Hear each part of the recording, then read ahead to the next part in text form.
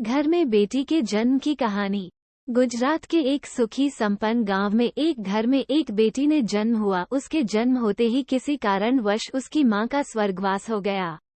उस कठिन समय में भी बाप ने उस बेटी को गले से लगा लिया, लेकिन वहां उपस्थित रिश्तेदारों ने लड़की को जन्म से ही ताने मारने शुरू कर दिए कि पैदा होते ही मां को खा गई, मनहूस है ये लड़की। पर बाप ने कुछ नहीं कहा। अपनी बेटी का पालन पोषण शुरू किया। खेत में काम करता और बेटी को भी खेत ले जाता, काम भी करता और भागकर बेटी को भी संभालता।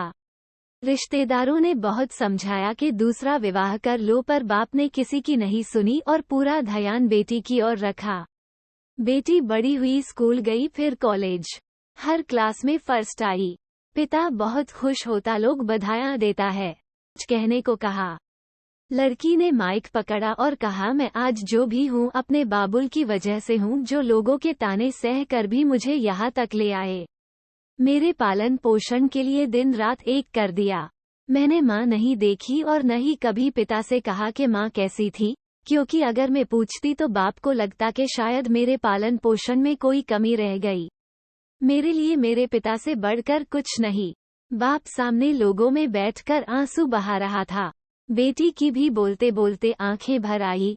उसने मंत्री से पिता को स्टेज पर बुलाने की अनुमति ली।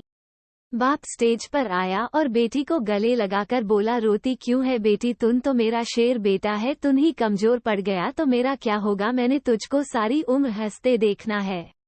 बाप बेटी का प्यार देखकर सबकी आंखें नम हो गई थी। मंत्री ने बेटी के गले में सोने का मेडल डाला। लड़की ने मेडल उतारकर बाप के गले में डाल दिया। मंत्री ने बोला, ये क्या किया, तो लड़की बोली, मेडल को उसकी सही जगह पहुंचा दिया। इसके असली हकदार मेरे पिताजी हैं।